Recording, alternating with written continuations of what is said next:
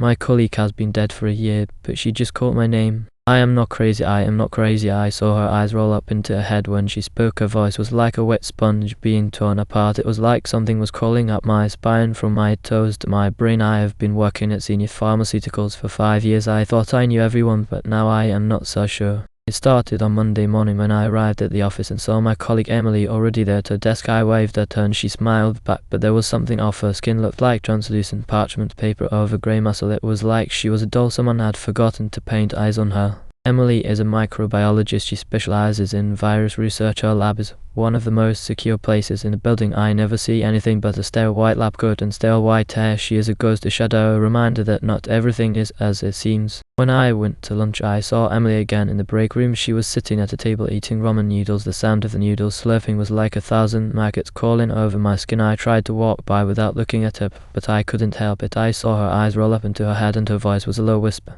I am not crazy, I am not crazy. I saw her eyes. The sun hasn't risen in 3 days, it feels like, and every time I look at Emily I feel a creeping sense of dread. She is sitting at her desk with her eyes closed like she's meditating. The sound of her breath is like a wet wings flapping inside my ear canal. I am trapped in some kind of nightmare. Yesterday I saw Emily talking to my boss, Dr. Perez. He was leaning on the railing of the conference room talking to her in a low voice. I couldn't hear what they were saying, but it looked like they were huddled together, like they were conspiring against me. Today Emily is missing. I called her phone and it went straight to voicemail. I called my boss and he said she was on a leave of absence. I am not buying it. Something is very wrong here. I am walking to Emily's office now. My heart is racing. My skin is crawling. What am I going to find when I get there? She smiled at me, but her eyes told me she had already dug my grave in the backyard.